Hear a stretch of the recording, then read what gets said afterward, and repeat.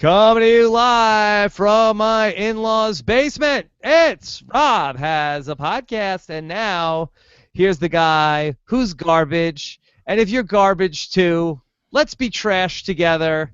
I'm Rob Cesternino. Hello, everybody, and welcome back to our Big Brother recap here on Wednesday, August 31st, the last Big Brother day of August as we approach the final 3 weeks of the Big Brother season starting tomorrow. And we are on the first night of a fun-filled week of me on the road traveling, but still podcasting about Big Brother. And we're going to have something that I like to call Round Robin Week here on the podcast, because for the next 3 episodes, we are doing a round robin where 2 of the LFC, the live feed correspondents, are going to be here with us. So first, of course, he joins us every Wednesday. Please give it up for the man who we're 85% sure about, Alex Kidwell.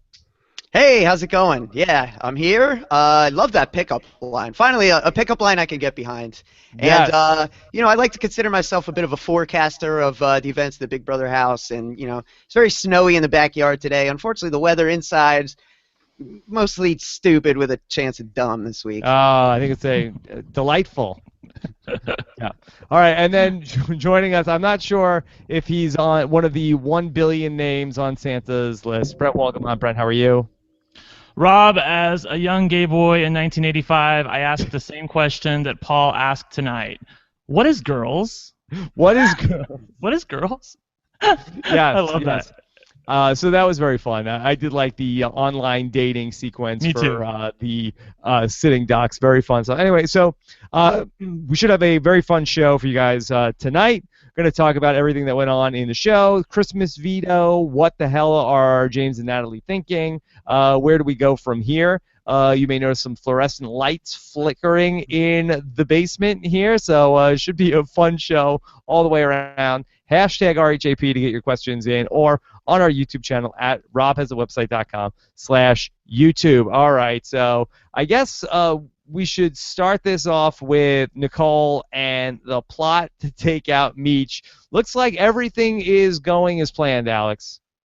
Yeah, smooth sailing ahead, right? You've got Nicole winning veto, so she controls all the power, consolidates it in one spot. Corey's got the care package, we know that. And your target sleeping the bulk of the time, so yeah, she's really not making it too difficult either. Yeah, so far so good. Now, in terms of what Paul and Victor are trying to do, Brent, Paul comes to Nicole with a plan, and it's like, hey, why don't we go, let's put Natalie on the block. She'll be freaking out. Meech is freaking out. James is freaking out. It's not because I'm worried. It's not because I'm paranoid. Let's just do this. Did you like that plan? Hated it, actually. Oh.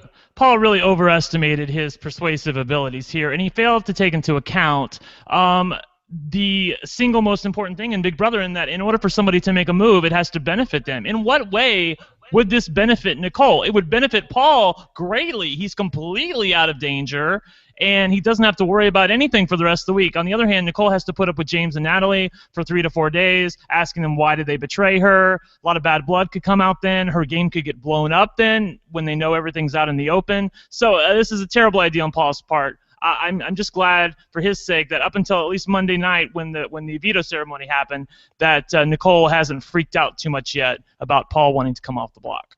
And then the third part of this equation, obviously, is James and Natalie and what they're thinking. Alex, are Nicole and Corey really selling this well to James and Natalie, that James could be 85% sure that everything is still good? We saw them tonight talking about, like, well, I hope that Nicole didn't forget that we have a Final Four or anything like that. Yeah, well, a lot of the conversation among, the people who watch live feeds, the fans this week, has been, how good is Nicole at this game versus how easy are people making it? And I think it's a good conversation because, yeah, I mean, certainly if James was really asking the questions he should be asking, they would be having to do more work. Instead, James is really distancing himself and trying not to alienate or do anything wrong, and it's already, the fix is already in, the pot is boiling, and he's getting dropped in pretty soon. So if he doesn't start squirming now, then he's not going to have a chance. Brent, who do you think's been worse this week, James or Natalie? Oh, wow. I was going to say Michelle. But if you're talking about James or Natalie, I would say James because he's the vet. Although Natalie has shown more of an ability to have good perceptions in this game, you'd think that she would know that something is up. I really don't think that she does. I don't think that James does. I think the thing is, I think Michelle does think that something's up. I mean, you can call it block paranoia, you can call it whatever, but I was watching Michelle, I think it was, the days all bleed together. It was either today or yesterday, and Michelle said, well, I'm not going to go up to HOH because when I was HOH, Nicole didn't come to me for anything. And I'm like, that is a terrible reason not to go up to the head of household room. Like, you need to proactively go up there. Rob, she hasn't been up there all week long. It is Wednesday. I mean, Rob, it is Wednesday. It is boggling to me that she thinks that she's this safe after letting everybody know that Nicole was her target. It just boggles my mind. Yeah, I agree. Go ahead, Alex. I was just going to say, I think ultimately what we're seeing is just, the oil separating from the water, so to speak, in the house right now, where you've got the people who are clearly capable at this game demonstrating it in terms of how they're thinking. You've got Paul clearly forward thinking. He's making moves to set himself up for the future. Nicole, forward thinking. How can I play this week so me and Corey can remain in the middle? Michelle, James, and Natalie right now are stuck in either what has happened in previous weeks or where are we right now? And none of them, I've listened to them talk about all kinds of things for all number of hours this week, and I can't even tell you if one comment had to do with how do we set ourselves up, where is this going to put it? It is so stuck in now and where we were, and that is not good for your game. Let me put a pin on the Meech subject, and let's come back to that in a couple of minutes. But let's talk about James, because we talked about throughout the season, James is doing a really good job. James is in a really great position. Is this the best possible game that James has, Brent? And is a 7th place type finish, or it won't be 7th, but 6th place type finish, is that best case scenario for James in any given Big Brother season? I mean, I have to look at the evidence, and I have to say yes, because, I mean, he has a severe misunderstanding of what happened last week and why Victor is slinking away from them this week. He said the following: they wanted us to vote out Victor, they being Corey and Nicole, and we did, and it pushed him, being Victor, closer to Corey and Nicole. I'm like, no, James, that is not what happened. That is not what happened. What happened is that you exposed the fact that you were vacillating, and Natalie was vacillating about the fact that whether or not she wanted Corey or Victor out of the house, and let Nicole and Corey know that they can't trust you, and that's why you're in a bad position right now, not because you did what you did last week. Yeah, it's really amazing to see how things are just like okay, we're just going to get to this point. Everything's going to be fine. Don't talk to the HOH. Don't worry about it. We got this. And they don't got this.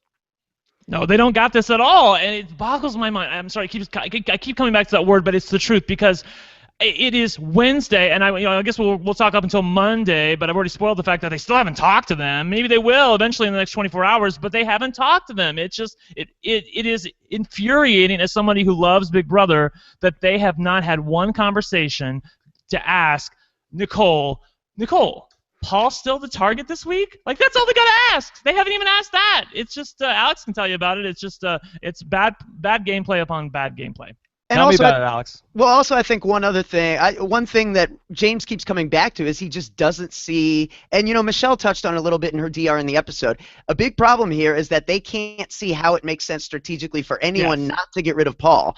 And that's a problem too. The minute you start telling yourself that your point of view is the only point of view that makes any sense is the moment you kind of like blind yourself to other possibilities, such as the realization that Michelle is so incredibly attached to you two right now that she's literally not even talking to anyone else anymore. How could you not be seen as a 3? I mean, I know James, everything he says is about me and Natalie. He only really cares about protecting him and Natalie. He'd be happy-ish letting Michelle go, but from the house perspective, there's no way to, separate them at all. Right, and the other thing, too, is, like, I was listening to Natalie earlier this week, and she said, well, if I win head of household come up on Thursday, I'll put up anybody, I don't care, except for James and Michelle. And I'm like, the rest of the house can see that. They know that you would not put up James and Michelle. They know that the rest of them would be in danger. So how can it not dawn upon you that your perception of the way things are, meaning that the 3 of you are so tight together, is not totally visible to the rest of the house? They just don't see it. Now, why didn't James and Natalie get more suspicious that Nicole didn't take Meech off the block to put Victor up. I mean, Brent, isn't that a big red flag that maybe she's not working with us, that she is leaving our ally up on the block and isn't putting up the other guy? Well, the big misconception, I think, throughout the last 2 to 3 weeks of this game is that, Victor says to Paul, dude, you're my social game. I don't think that's really true. I think Victor has a very good social game, and he's pretty well liked in the house. The enemy number one this week has always been Paul. I don't think anybody really cared what the other person was.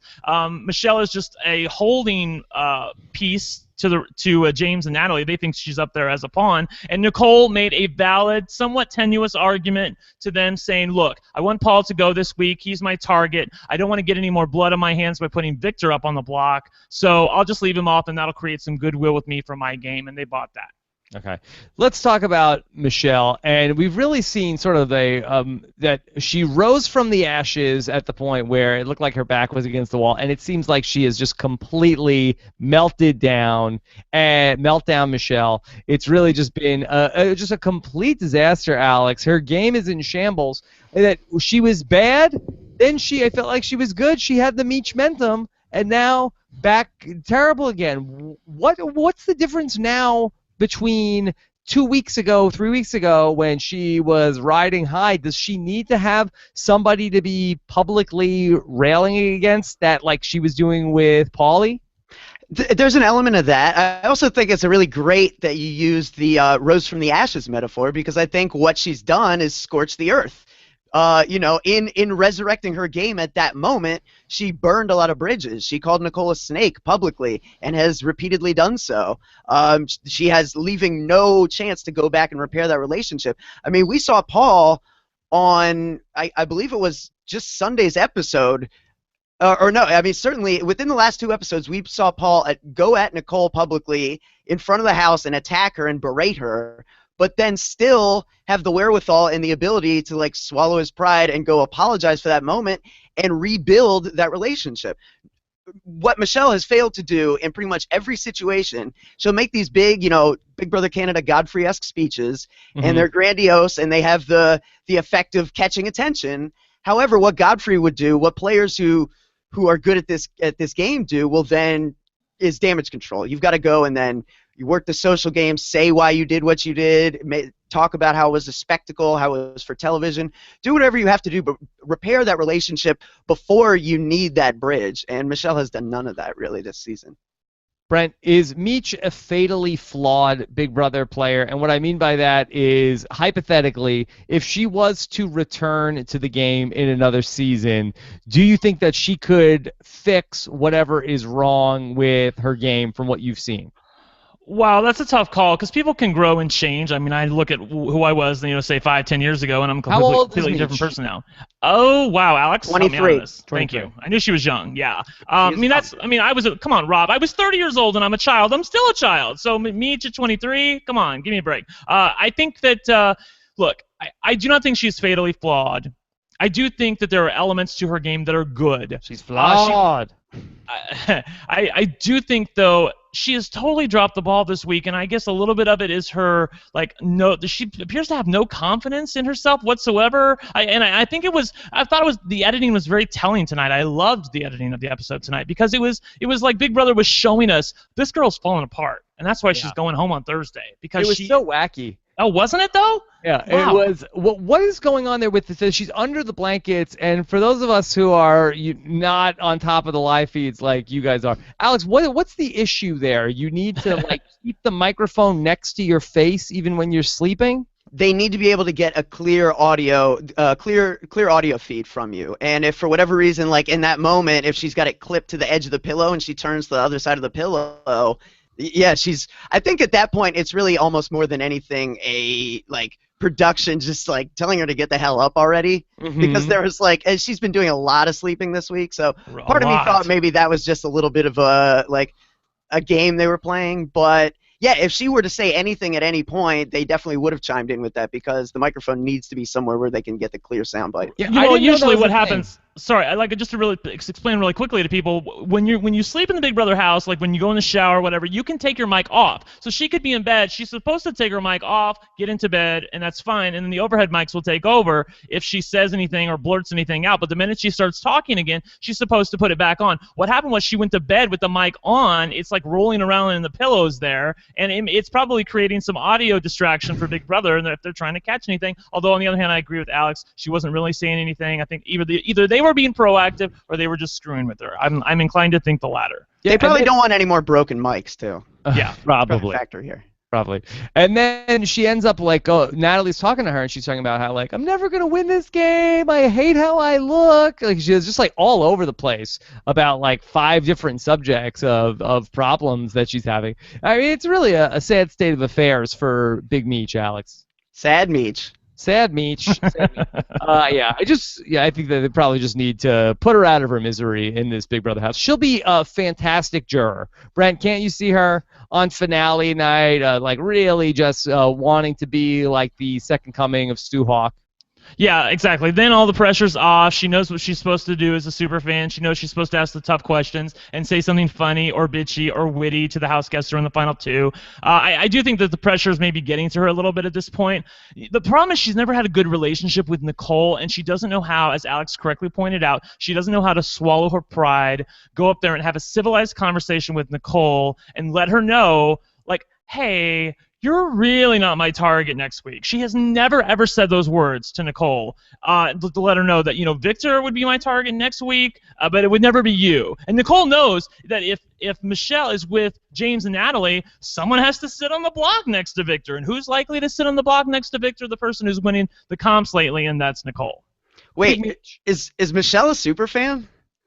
Well, I mean, comparatively to everybody else, I would call her a super fan. She at least knows who Ian Terry is, which I think is a prerequisite for calling anybody a super fan. Oh, yes, she knows. I just think it's fun. Like, I can't remember the last DR we got that didn't start with "as a super fan," and then we literally cut to tonight. We cut to a DR where Nicole said, Michelle is a super fan. So, like, she literally just told us, like, how many times can we be reminded of Meech's status? Like, it's pretty funny. Yeah. I do think that Meech is going to be really way into the Big Brother after the fact. I think that we will be happy during the digital season that Big Meech is on Twitter. Yes. She'll be fun. But I think that, her time is just about, I think that, like, she wants to go at this. Like, she may not want to go, but yeah, I think that she's ready. She's ready to move on. She might have been better suited for the digital season, which is a little shorter. I mean, she's been talking about how Big Brother 14 would be over by now. Big Brother 14 would have been over by now. Oh, God. Why'd I have to be on such a long season? I could already be chilling with Frank at the finale, you guys. Right? Yes. Yeah, right. Yes. So, is it a fair point, Brent? Is the 99-day Big Brother season, is that a more watered-down product than the 74-day season? I mean, I think we could argue that in theory, but I'm not going to feel sorry for Michelle if she gets the opportunity to play Big Brother and is stuck in the house for potentially 99 days. I mean, anybody would kill for this opportunity, specifically the man who you talked to on Sunday night, Glenn. He would never even had the opportunities that Michelle had. She's crying about the fact that the game's so long. You knew last year that the game was 98 days long. Big Brother always likes to better itself somehow or improve itself. So, of course, it was going to be 99 or 100 days this time. So she should have seen this coming a mile away that the game was going to be this long. But with that said, I think the fact that they give them Jenga and cards and stuff once they get down to, like, Final 5 answers your question. Okay, that's true. Alex, just total non sequitur. Does Vanessa win a 74-day season of Big Brother? Big Brother 17 is like 20 days shorter. Does she win that game? I don't know. I mean, she really underestimated Steve. So yes. Will she, like, suddenly not underestimate Steve? I don't know, Yeah, that was always her problem. She could never get herself into a position, unlike Derek, unlike Andy, where it didn't matter what happened in the final HOH competition part 3. For Vanessa, it severely mattered. It was literally a one-question difference between $500,000 and being a legend and being a third-place finisher, and that's what happened to her. Yeah, I don't think, like, the duration of the season, like, affected her emotions to the degree that she made, like, illogical decisions down the stretch or anything. Okay. All right. I didn't want to spend too much time on that. I just it might be interesting that, like, maybe somebody who's playing, like, the more aggressive game might have the better chance in the shorter season. And probably an off-season podcast with Parhar. So let's talk about this idea that Nicole was floating during the episode, where she says to Corey about, hey, I don't know, maybe we should put Paul and Victor on the block and take a shot at one of these guys already. And Corey ends up talking her out of that. But Brent, that in your mind, do you like that move for Nicole? Love it, because she has to make this move. I mean, the move is made for her, because if you look, in an ideal world, I'm sure, you know what, Paul is a jury threat. He's a capable player. He can talk his way out of anything. I would love to get rid of Paul if I'm Nicole. Would love to. But the problem in doing that is you now cannot play head of household next week. The only person who's now with you is Corey. You have Meech, who's coming after you, James and Natalie, who will not put up any of their little trio. And who knows what would happen to Victor. You know, Victor at that point, is he mad? Does he go over to James and Natalie at that point? So you have to make this move. Anytime she started thinking about maybe I should possibly evict Paul here, this is, you know, my family's screaming at me saying get him out. It always comes back to the fact that she's leaving in a trio going into the final 6, one of whom has publicly said, I want to come after her, I want her evicted. So her hands are tied here. She has to make this move if she's a Big Brother game player who's self-interested, and she is. And we've talked all week long about the 3 reasons why this is a very, very strong move for Nicole. And let me see if I can remember what they are. But 1, she takes out Meech, who is coming to get her. 2, she keeps Paul and James going to war at each other. And then what's the 3rd reason? This is the 3rd reason why this is a good idea. That nobody's going to put her on the block? That's not it. Well, I mean, no one is going to put her on the block. I can't see that happening. Maybe as a pawn next week. But Alex, and we've laid out all the pros for it, but at the end of the day, is this just too cute though? Is it too cute? You're gonna we're gonna wake up, and she's gonna be in the final 4 or the final 5. Don't we expect that Paul and Victor are gonna flip against them once, either if they get James out at final 6? Aren't they gonna turn on her and have a better chance to pick up whoever that straggler is at final 5? Probably. I mean, they'd be right to. Whoever that is, though, would be right to. And I think, you know, that's part of the 2 versus 2 versus 2 dynamic at this point. There haven't been a lot of seasons where it kind of came down to this. And the few where it did, I think only Big Brother 11 and Big Brother 13 are really the only ones I think of where it was any kind of solid 2 versus 2 versus 2 situation. And really, in all those situations, that's kind of what happened. I mean, although in Big Brother 11 at 6 is when you had this big lie where it was really kind of 4 versus 2, and Natalie and Kevin are able to convince Jeff that he needs to take out Russell instead. So, I mean, I mean, there's precedent for that, certainly. And I think it really, all you can do is set yourself up as best you can to be the middle 2, and then at that point, the chips are going to fall where they may. So, Brent, when we talk about people that play these games, don't we say, you know, go big or go home? Isn't the more aggressive move to get out either Paul or Victor? Her and Corey talked this through, and they said, like, oh, what do we have a better chance? Should we go to the final 4 with people we think that are easier to beat, or should we take the safer shot to get to the final 4? And I think they said, like, we'd rather take the safer shot to try to get to the final 4. But at final 5, that if we're going to say, even if they get James out next week, are they better off in the world where if they got Paul out, or if they, let's say they took the shot on Paul this week, I don't know who would go out next week. It could be Nicole or Corey, but if they got Victor out next week, hypothetically, are they better off in a world where they are with either the 3 of them? I'm trying to do this all without scrap paper. Are they better off in a world where they're with Paul, Victor, and Natalie, or are they better off in a world where they're with James, Natalie, and Meech? Wow. Okay, here's the thing. I feel like I sort of wish that Taran was on this podcast. Maybe Alex can channel him for a second, because I feel like Taran would say you want to put yourself in the best position to win the game, where I think that you should put yourself in the best position to get to the end of the game and have a chance to argue your case, okay? So, look, this is what you have to consider. If, going into next week, if they took out Paul here, only Corey can compete for Nicole, and she would be in a dire position going into Final 6. So I feel like she has to make this move. hopefully for Nicole and Corey, what happens next week is James or Natalie wins head of household.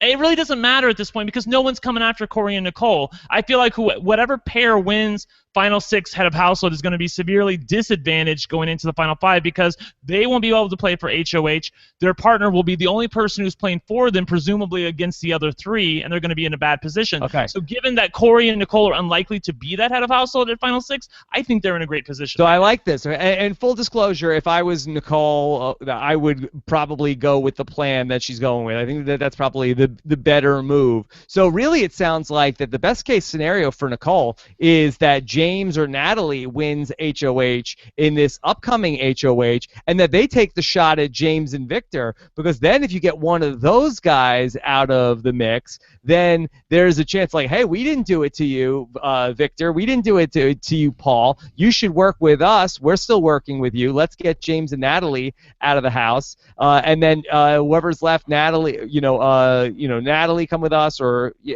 I think that's a better situation going into that Final 5, where James and Natalie just took the shot at breaking up one of the pair, and you could pick up that other person.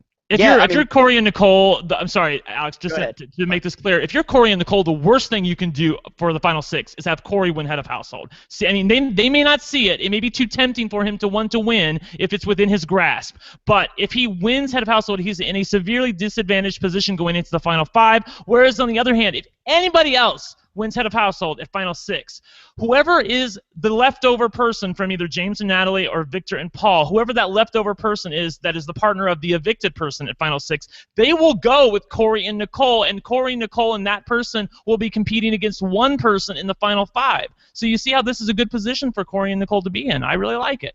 Okay, this is good. This is very smart. I like what we've. I feel like we're really onto something here. Where a lot of times we're just like grasping at straws. But I feel like it comes down to the point you have to recognize that you're in a bad position if you go into a competition where there's only one person from your side competing essentially against the rest of the house. It's the old Big Brother rule that is, Taran talks about it all the time. It's so vital to this game that if you're the outgoing head of household, you cannot compete in the next head of household competition. If Nicole could compete next week, maybe she makes this move, I don't know, but I know she knows that only Corey can compete for her if she evicts Paul, and she's likely to end up on the block, and she doesn't want to be on the block. And the thing I was just going to add was that, in a potential situation where you're staring down at Final 5 James, Natalie, and Michelle, there's really no potential for variance. Those 3 are locked together. If you've got if you've picked off from each side a little bit, if you've got, say, Natalie, Paul, and Victor there's no sure thing that Natalie's going to want to work with Paul at that point. There is possibilities for variance that doesn't exist with the other outcome.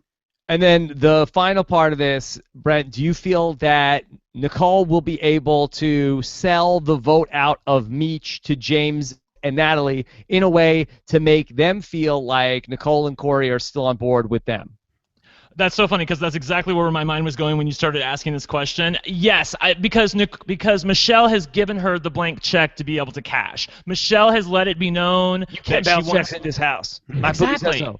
And Nicole's not going to bounce this check. She's going to cash it. She's like, okay, I know that Michelle has said that she wants me out of the house. She can easily go to James and say, look, I don't feel really great about keeping Michelle in the house. Paul isn't specifically coming after me for my game. It's Final 6. She has to say, for my game, I need to make this move. Everybody thinks that it's a double eviction, just so you know. Everybody thinks that it's a double eviction on Thursday. So Nicole keeps talking about the idea about telling James ahead of time, but so far I don't think it's going to happen yet. We'll see what happens on the live feeds, but up until Monday night she hasn't said anything to James or Natalie about her true intentions this week. Yeah, this is still the big shoe that has to drop that will determine which duo ultimately is in the middle. It seems like it's going to be Nicole and Corey, but ultimately until they tell James and Natalie the truth of the situation, we can't know for sure how they will react. And Brent, are you in the camp sooner the better that she tells James and Natalie that will be the best way for them, or should she blindside them? What do you think that she should do? I mean, the TV person in me thinks she should blindside them, and I think the game player in me thinks that she should blindside them too. Why? Or maybe tell them why blindside them as a game player? The more opportunity you have, like if you told Michelle on Monday night or Tuesday night, okay, Michelle, You said you're coming after me. We're going to vote you out this week. She has 3 full days to blow up everything that Nicole has said, anything Corey has said to her and James, any final 2 or final 3 or final 4 deals that they've had together. I mean, it may be known to Paul and Victor that Corey and Nicole probably at some point did make a final 4 deal with James and Natalie, but to actually come out and say it and said, this is what we said and this is what we said, we were going to get you out, that adds some teeth to the argument. You do not want to give her that opportunity. I think you should really blindside her here or tell her at the very, very last minute right before the eviction. Alex, give me the percentage chance that this is all going to work out. Are we looking at Nicole as the front runner right now to win this game? Yeah, I think she's the front runner. When we did the rankings on Monday, I had Nicole 1A and Paul 1B. And yeah, I don't think anything's changed since that. Paul seems slightly more capable to me, but Nicole is certainly in the better position. Brent, does Nicole beat Corey in the final 2? Could this all be for naught? She takes Corey to the final 2, and then all these bros in the jury house vote for Corey? Wow, I don't even really want to think about that. Nicole said earlier today that Corey would win a jury vote 9-0. And then if she takes him to the final 2, then she deserves to lose. Well, I don't know about that. I mean, I think who she's with. Exactly. I mean, I think Corey might be the best person for her to sit against in the final 2. I mean, comparatively, if she's there with like Victor and Paul and even Natalie. Of course, I take that back. I think the house guests don't respect Natalie. I think they would vote for Nicole. But look, for Nicole's game, she doesn't realize it coming up. But the worst thing that can happen to her is, again, Corey winning head of household. As long as Corey doesn't win head of household, they should be golden for the final 6, okay? And all of a sudden, it's Corey, Nicole, and that straggler of the partner who was ever evicted competing against one other person in the final 5 HOH competition because the outgoing HOH can't compete. She's in great position. She set herself up to win. That's all you can do in this game. Yeah, it's wild that we're going to a final 6. On any of these shows with Survivor and Big Brother, when we have a final 6 and it's 2-2-2, that's always really exciting for it to play out that way. Sorry, go ahead, Alex. I was just going to say, I think certainly, there's going to be the Paulies and such that have voted for Corey. But I think we definitely saw something tonight that speaks to why Nicole would beat Corey, and that's this Michelle DR, where she genuinely believes that Corey's $1 billion was just like his guess. Like if there are players believing that Corey is that level of stupid, then you know what I mean? Like it's very difficult for me to see him winning over the majority of the jury if there's that perception that exists. I mean, that's a level of stupid that is basically unfathomable if he was really if there was no strategy in that. But I thought it was great though because it was genius on his part. I can't believe that I've never thought of that strategy. I mean, I know the stay and fold strategy about having your friends fold and one person stay in. I know that part, but I never even considered his. I'm going to guess $1 billion purposely stay in to give my girlfriend a free shot to win the game so she can't be eliminated here. That was absolutely genius. Kudos to him. I think we're giving him too much credit. I think that the way it worked out was that it ended up being a free life for Nicole. I think that in his mind when he did it was, hey, I don't want to compete with her because I could be close enough to have the right answer, and if I'm right and I get a candy cane, that doesn't help Nicole get closer to winning the veto. It worked out where she would have been the one to be eliminated had he not made such a crazy answer. It was a doubly smart thing to do, but I think he did not know both of the reasons why it was smart. It's a possibility, but he didn't necessarily know she would be the high number, so there's no way to. Yeah. Yeah, I mean, it could have worked out that Meech, Meech did get the point on that one. Yeah, Meech got the point on that one, exactly. I don't know, in the brief time when the feeds were off before the veto competition, maybe he told Nicole at some point. Of course, then when she came back, she said, I didn't know what to do at that point. So, but he was so adamant about $1 billion, though. I have to think that was his plan. See, I think it was a little too over the top. It reminded me a bit of the Alec Beal when he throws the HOH and goes to shake Andrew Gordon's hand, or not Andrew Gordon, Andrew Moynihan. Sorry. Right. But you know what I mean? It's one thing to do something crafty like that. It's another to throw it in everyone's face by saying 1 billion carats. Yeah, it's too cute. It's too cute. It's so cute.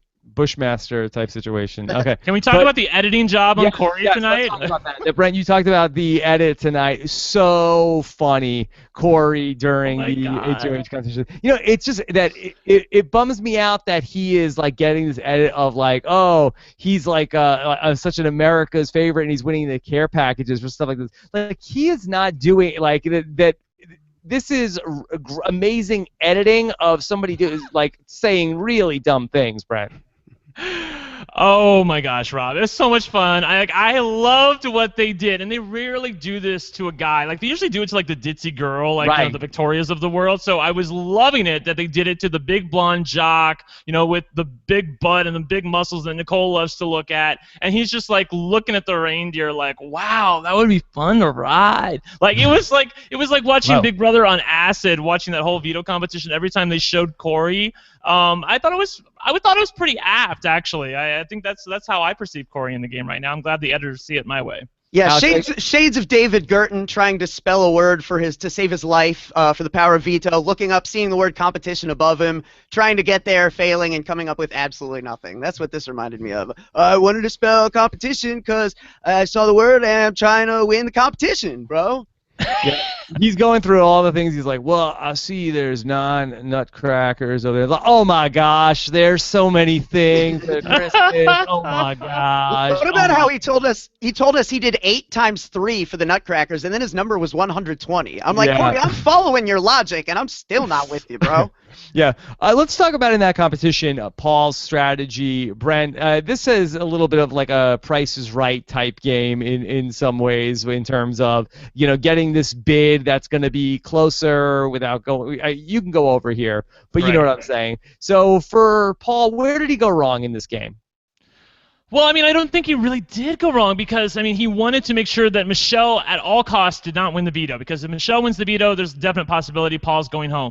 Nicole, everybody just wanted to make sure that Michelle didn't win the veto, and he accomplished that task. I think he was in there, like he said, he stayed in as an insurance policy. If anything went totally wonky with anybody else, then if it came down to just him and Michelle, then all the strategy's out the window at that point. He has to go for it at that point. He has to stay, and he knows that. So I thought his strategy wasn't terrible. The funny part is that I didn't really hear much on the feeds about them. Alex, maybe you can correct me, about them talking about stay and fold. Usually when people are talking about stay and fold, Big Brother has caught on in recent years not to have this competition. So I haven't really heard them talking about it much. So that's why I think Big Brother brought it out. Yeah, well, I think that's also part of why it got pushed further back in the season. It's been held earlier in seasons before, and it was Amanda Zuckerman who first figured out how to game this because they had a big group alliance that was everyone versus Alyssa on this thing. But yeah, no, I think in this instance, it. What did you think about his strategy, Paul's? I think ultimately it's good, right? Because it presents him. Here's the thing, Michelle. The reason Nicole is so scared of Michelle is she's this wild, loose cannon that will say anything and blow up my game at any point, and it's scary, and I can't predict it. And Paul, what he's doing is presenting himself as a clear option of predictability.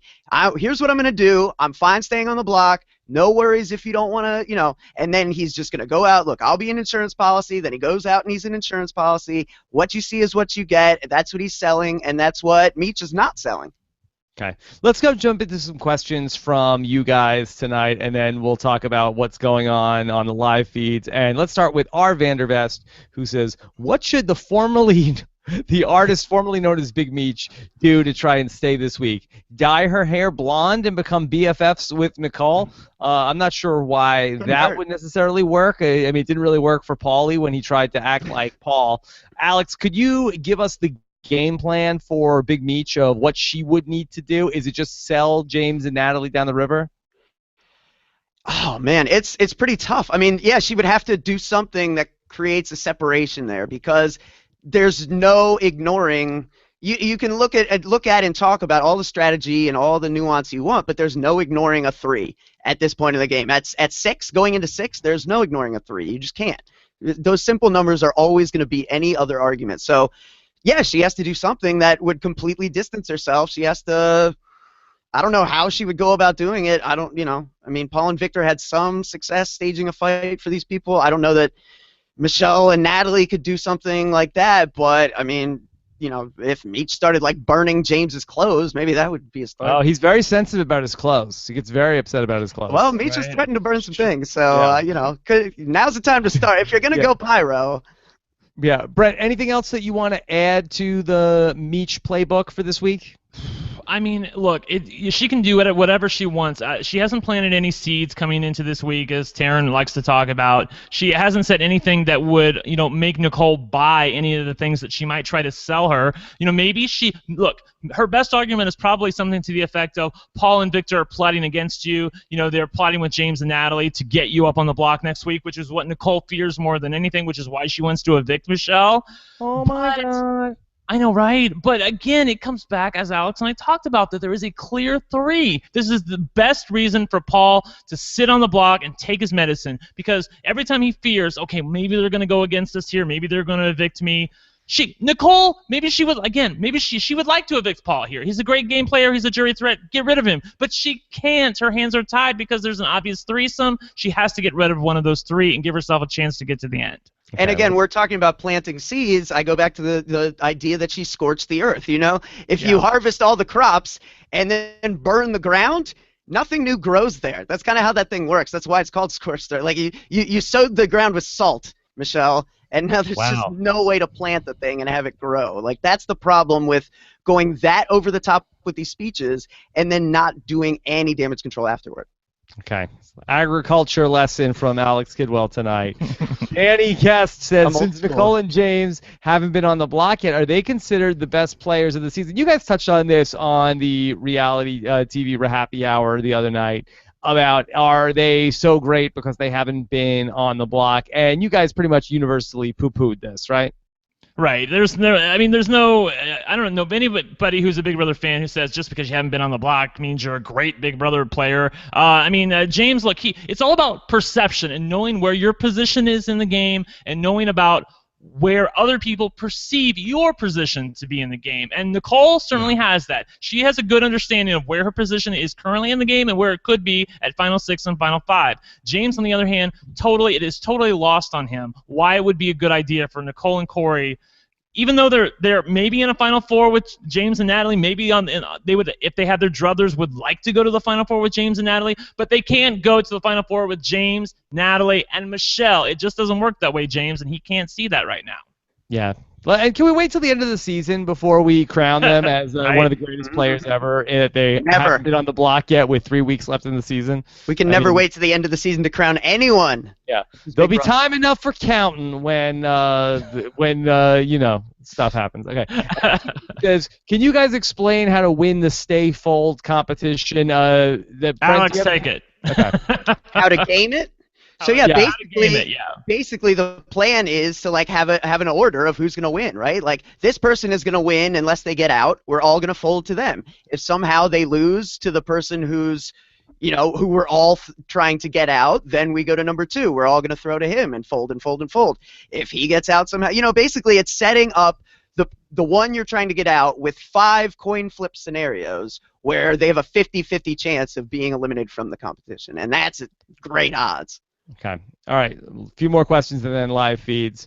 This is from Jerry D. Nat and James say they hope Nick and Corey are still set for their Final 4 deal. Then soon after that, Nat says she has to get Nick out after Paul. She's not planning to keep their Final 4. Why should she think that Nicole and Corey should? Well, this is, Big Brother 101.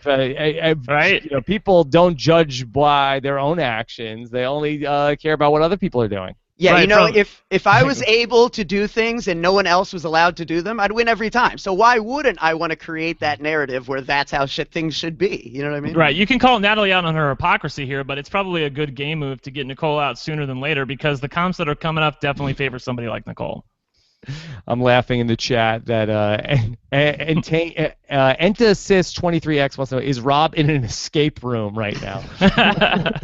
Yes, I literally am. Richard Shores wants to know, do you and the panel think that the reason James hasn't talked to Nicole is that he knows in his gut that Michelle is toast? I don't think we should be trusting James' gut feeling on anything. No, that's definitely not true. James does not know that Michelle is toast. He has no self-awareness of where his position is in the game and why they're seen as a unbreakable trio. That's just it. I mean, he doesn't see it, and the reason he hasn't talked to Nicole is he's kind of a chicken. He doesn't want to rock the boat. If you don't put it out in the universe, or it'll happen. Also, Yeah. it's been more since since Monday, but it really has been a preoccupation of James this week that like him and Natalie are finally it's the point of the Right. game where you're starting to talk about what's going to happen after the season and where will we go and who will we be and his focus on the game I think at this point is secondary. I think he's preoccupied with the idea that a relationship with Natalie might be slipping through his fingers, and Yeah. that he wants to avoid that at all costs. I'm shocked, Rob. Okay, yeah, Big Brother Network has a pretty good post about this up at BigBrotherNetwork.com. Alex, what is it exactly that happened that's making him feel this way? So there's been a couple comments, and it's been various discussions that just kind of over the course of time have led him here. But it's like you can hear it with the conversation, with the way he talks when he's asking, would you ever be interested in someone like Paulie outside of the house, or like what, or, conversations about like how you would dress when you're in a relationship, or like there's just a lot of things that are coming up that just why and where he's fishing, and it's hard for me to watch, man, because I do see a guy who has been burned by, or feels he was burned by the Meg situation, and There we go. Thank you. he was not burned. He certainly feels it, but perception is reality for him, and I think this is a bit of deja vu. He's like feeling it, like, oh, what the hell is happening again? Like, Yeah. Rob, this is what's happening. I mean, I'm like, look, this is real life, okay? And Big Brother is not real life. That's the problem. Real life, you have to play in your league, okay? I know where my league is, so that's why I play with those kind of people. James, when he gets in the Big Brother house, he's like a minor leaguer, and he gets to play with the big boys all of a sudden. There's this beautiful Venezuelan girl who's all of a sudden interested in him, which in real life, I'm sorry, 99% of the time is not going to happen. Can weird things happen in life? Yes. Yeah. But most of the All right, time, well, people who let's look like not Natalie get are into not. who's in It's who's the in truth. whose league. It's the real tea, Rob. Look, there's a lot of people that would argue that I'm not we'll in my let 'em. league. Yeah. Hey, So Rob, let's you not got get into about it that. on your Survivor season. Sure, but I wasn't under the wrong impression. Like there were people in. I mean, in all seriousness, when I was on Survivor, like Jenna and Heidi would say things to me when we were in the game, and they would say things to me like, "Oh, after the show is over, yeah, we'll probably blah blah blah," and I was like, "I'm not buying this. No. And that I think you have to be able to see through this. It's, believe me, totally different thing than what James and Natalie are. But Also, your island math doesn't apply here. Everyone Right. has plenty of showers and access to anything they want. right, but I think you have to be able to see, like, okay, this person won't even kiss me in the house. Then I think this is a pretty good sign that you could talk yourself into it, and it happens all the time in real life. Of is this person really into me? And I think that James probably is not really that is unperceptive in the game, and then also is sort of like has his head in the sand about things matters outside of the game too. Well, what the Yeah. hell? Sad story. Yes. The sad story. Okay, so let's talk about the live feeds. I don't have the live feed jingle with me. I don't have the buzzer with me. We'll see. Let me see if I could pull some favors with Scott St. Pierre, and we can get it in the podcast version in post production. But for us in the live show, let's go ahead. Let's talk about the live feeds. All right. Okay. Alex, let's get the update. Anything at all to report? Not so much. I mean, we kind of have already been getting into it. Really, It's not a lot of so- developments. It It's does so seem like amazing. what does Nothing seem has like changed since Michelle Monday. wants. Yeah, I was gonna say it does seem like Michelle now wants to do some campaigning. Oh. But it's gonna happen tonight or tomorrow. So it's really, for our purposes, it really doesn't do us any good. I think for the first time today, though, James said to Michelle, like, maybe you want to actually campaign, which I don't know if that means James is actually considering that she might be in trouble, or if James is just like offering Big Brother 101 to somebody, but Yeah. it's Okay, then possible fine. he's considering Then it. fine. Then if there's nothing to talk about, then let's throw this topic out the window. Nothing to talk about. Thursday night, we'll watch Michelle get evicted, and then I will be on with Brent and Taran to talk about it as round robin week continues. Let's talk about something that's a little more interesting. And I don't really like to get into a ton of the gossip on the show, but this is too hilarious to not discuss at some length whether or not this could be happening. there have been reports that items, and this sounds like the setup to a veto, there's been a report that items are missing around the Big Brother house, and some of the house guests are thinking that maybe Big Meech is stealing props and items from the Big Brother house and putting them in her bag so that she could sell them possibly on eBay after the season is over. And I would love to talk about this. All right, Brent, first, that we were going to talk about this right before the show started. No. This is, we say that we'll talk about this on the show. Brent, Big Meech, do you think that is this something that's happening? Well, I mean, we can't prove it. I don't think there's any proof, but where are the charges coming from? Who's saying that she's doing this? Well, Michelle said it. Okay, so let's be clear about this. Michelle on Saturday told Natalie, and I don't even know if Natalie was paying attention, okay, but Michelle said that she has taken some things from each Big Brother house guest, and she's planning on selling them on eBay or some auction site after the show, okay? Now, what did Natalie say? Natalie was like off in a dream world. Like she was like, okay, Like I don't even think it dawned on her that what Michelle was saying was, I've been stealing from y'all and I'm planning on making some money off of it. Okay, so that happened. All right, and it was amazing when it happened because all throughout this season, things have been randomly missing from the house. And like, you know, as a live feed watcher, I listened to it and I'm like, I can't be bothered with these people. It's so stupid. You know, like obviously they lost something. You got, 16, 15 people living together at one time. Of course, things are going to get misplaced. But on the way to the play, this is what happened, Mrs. Lincoln. So James is looking for his sweatshirt, right? And he can't find it. All of a sudden, he finds it wadded up in Michelle's bag. Okay? All right, and this is a sweatshirt that he was like looking all over the place for. So he gets it out. Michelle, who has adamantly told everybody, do not touch my bags. They're off limits to you all, okay? Like, she gets freaked out anytime anybody goes near her bags. How often does that happen? But I don't know. Well, not often because she makes such a big deal about it. But this time, James found his wadded up sweatshirt in her bag, and she had a fit about it, which I think is hilarious. Because if I'm James, I'm the one who's going to have a fit about it. Michelle had a fit about it. Why are you going through my things? Why are you touching my bag? I told you not to touch my bag. So combine that with what she said on Saturday, and how many things have been missing in the house, of which there are plenty, and we can get into them. I definitely, and also take into consideration the fact that Michelle, she is a quote-unquote super fan. She's a BB Reddit girl. She likes to, she knows this sort of thing happens after the season. She's perceptive enough to be able to, okay, I want to grab all of these things to make sure I make some money after the show since I'm not very likely to win. I think she's doing it. Alex, what do you think? Okay, well, there's been not much going on the feeds this week, so I've done some serious digging into this ridiculous issue.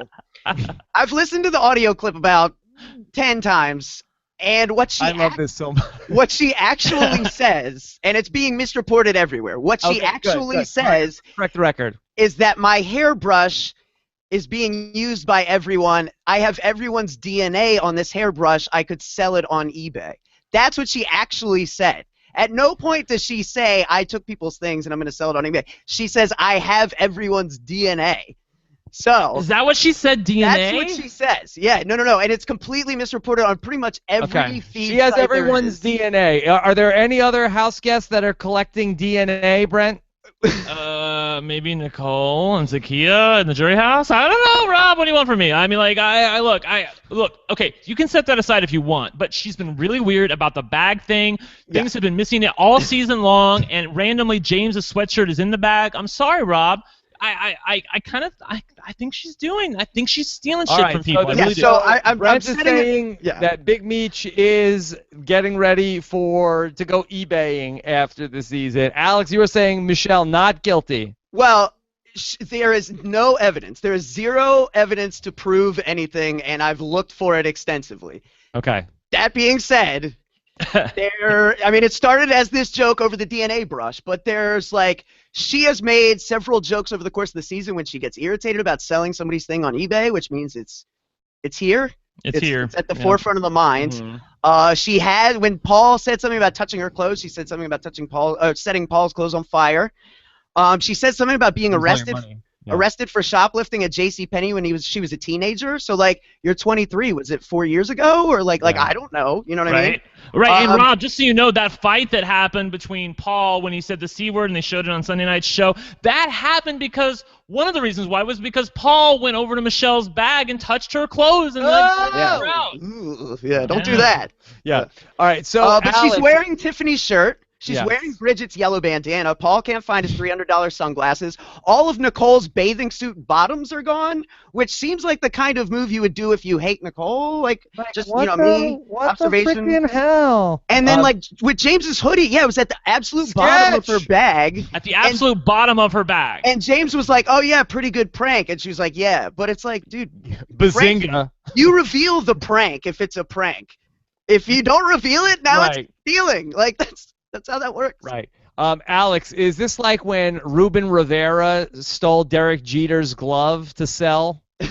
It's starting to look like it. Like I said, Wow. I've done extensive research. There's zero proof. I could back up none of this. It is all conjecture and hearsay, but it's really funny, so I'm enjoying it. First of all, this is There's such a lot of terrible smoke plan. here, Rob. This is the dumbest plan ever, whether she's doing it or not. That when people go on, like after the season is over, and then it's like eBay seller, Michelle Meyer. Yeah, right. Yeah, has James Hewling authentic sweatshirt, and it's like, well, where did this stuff come from? Like, isn't it going to be like really obvious, like who the culprit is? I think she's thinking she's going to leave all these people behind after the show, and she doesn't really care about them. So, and she hasn't. And to Alex's point about her Michelle earlier in the season, she hasn't really made that many bonds with people, so she doesn't care about Frank. She doesn't care about Tiffany. Here's what we need to know. So Alex, Big Meech's sister is running her Twitter account, correct? And then didn't they get into a fight over clothes on Twitter recently also? So, yeah, there are two Big Meech accounts that have been going on all season. One run by your younger sister, Alex. One run by your younger sister, Renee. Which has more followers? It's close. Okay. Off the top of my head, I'm not sure. But, yeah, no, I mean, Michelle had made a couple comments about, like, my sisters better not be wearing my clothes. And, yeah, they're like, we don't want to touch your nasty clothes. Like, there was some funny, like... I thought they really hit her. I thought they really came after her hard. Big Meech's sister, they're not punchers. They're counter punchers. They're gonna come. They came after Big Meech hard, and they were like tweeting out pro Nicole stuff also. So I think we need to ask them what's going on here, if they could set the record straight, because I think they would give us the honest answer. We don't know the answer if this is happening or not. So Renee has 12K followers, and Alex has 7. Okay, all right. So Renee is winning the battle. I think she's older. So whoever's more on the level, I would love to know if they could let me know on Twitter or let some of our listeners know on Twitter what's going on there, and let us know. And if they say no, absolutely not, Meech is not doing this, then that's good enough for me. I'll drop it. If they say, yeah, we think she is doing this, because they seem like, to me, like if they're willing to go to call Meech out for stuff in the house and they're related to her, I feel like that they'd give us the honest answer. If nothing else, it's really, really funny, Rob. Yeah, it's not like asking Cody, hey, do you think Paulie was really crying in the Big Brother house? Yeah, like, exactly. You get the real answer. Okay. All right, we'll get the real answer. All right. So, anything else about this? What are we calling this? Meech Clothes Gate. Meech Gate. I'd have to think of a better name. We need to workshop that, Rob. Okay, yeah, we'll work on that. I wrote down Klepto-Meech, but Klepto-Meech. Chat room, this is your area of expertise. The ball's in your court, chat room. All right, let's do a couple more questions here tonight. Then Gregory McBean says, "What's a harder task, getting the hairbrush out of Nicole's hair today, or keeping Meech safe this week?" Today, this was the worst day. I was on a conference call today. And I'm down here in this basement, and I'm on a conference call with two other people, and my wife comes downstairs and she's just like screaming, and she's just like looking at me, and she's got a hairbrush up to her head, like, I'm like, what? And she's like, it's stuck in my hair. Like, I don't know. What do you want? I'm on a call with people. Like, they can hear you. What do you want from me? What do you want? Do I get off the call here? I don't. It's like, well, what do I do? What can I do to solve this problem? I know. I love this question because for a second there, I'm like, did I miss something on the feeds today? Like, what happened No, with my Nicole wife and the did. rush? My wife Yeah, did. I'm with you now. I'm with you. Yeah, your wife, Nicole, exactly. No, I actually, believe me, I think keeping Meech safe is the harder task this week. There's no way it's happening. I don't see a way out for her. I mean, she can try and throw. If she gets wind that she's Like the hairbrush in Nicole's hair. First of all, no she- way out. Yeah, they're She both has to ask- exercises in Scissors, futility. bitch. Yeah. right? Exactly. She has to ask the question. She has to ask, am I being evicted tomorrow? Because, by the way, this is important. Michelle wants to wear her eviction dress, as you saw during the double eviction, when she did a quick change during the commercial break. She wore three outfits during the double eviction, by the way. That's I give her all the props in the world for that. So she wants to wear her eviction dress. If she's going to be evicted, she'll be really, really bitter if she doesn't get to wear that dress. So I'm kind of inclined to think that they are going to let her know ahead of time, but I really wish they would blindside her and have her like in shorts to go meet Julie. Yeah, she is ridiculous with the wardrobe changes. It's like a Vietnamese wedding. Okay. I've been to one. Alex, I know they changed. right. Changed like 7 times. Alex, is it a good idea strategically to blindside Big Meech to prevent her, if she knows she's going home, from going on a crime spree like we've never seen before in the Big Brother house? Yeah, Bonnie and Clyde, burn it down. Is she the saboteur and we don't know it? Right? It could be. Like, oh, I know. Saboteur. Well, Just to update everybody. As long as she doesn't go full Brandon Hance. That's less sanitary indoors. I think Right. so. All just to update everybody, what's been happening on the feeds is that it seems like Paul has talked Nicole into blindsiding James and Natalie at this point. So like they have up until right now, they have not told Nicole has not told James and Natalie that Michelle is going home. Like and Nicole has said to herself, if they don't ask me, I ain't telling them. So, and I don't know if James and Natalie are going to ask her at any point. So, Nicole just wants to keep it as vague as possible. If James just goes up to her and asks her, like, Paul's still the target, I'm sure she'll probably say yes. How and then, insane. Oh, sorry, go ahead. It's okay. And she'll just act all innocent when the votes come in and she has to evict Michelle. I was just going to say, how insane is it, this idea that you could be living in a house for an entire week with 6 other people, and the only thing you have to think and talk about is this game for $500,000, and you haven't asked what they're doing with all the power this week? Like, that's the only question that matters. It's so insane. I know. I think that this is an interesting battle between Paul and Nicole, because I think that Nicole should tell them, because this is the season where if you want to rattle somebody, don't tell them, let them be blindsided on the eviction show. But for Nicole and Corey, as we established earlier in the episode, if it's in their best interest that either James or Natalie gets the HOH this week, you kind of want them going into this to be, maybe their adrenaline is up, because they end up like, we still haven't established the scientific proof whether I'm going to rattle her is actually a good strategy or not. But I think you kind of want James and Natalie feeling like everything is pretty much on the level. They could be loosey-goosey in the HOH competition, Brent. Yeah, I can kind of see it both ways, though, because, I mean, Paul's argument is totally porous. Let me be totally clear about that. He's saying, well, like they could be really rattled in the HOH competition. Bitch, please. That has never worked and will never work. On the other hand, they think it's a double eviction coming up. So I know you think, well, maybe it's a good idea to talk about it ahead of time. On the other hand, if James and Natalie win head of household after Michelle is evicted in a supposed double eviction, as they think it's going to be, I mean, I think left to their own devices, they're always going to put up Victor and Paul anyway. I mean, they're never going to put up. Natalie is never going to let James put up Nicole when Victor and Paul are sitting right there for the taking, no matter how mad they are at her. Okay. I think you are just as likely to motivate someone as you are to rattle them in that moment. I But agree. that's my perspective. Could go either way. All right, let's do one more question. Ed Mo wants to say, did Corey's stock jump with this episode?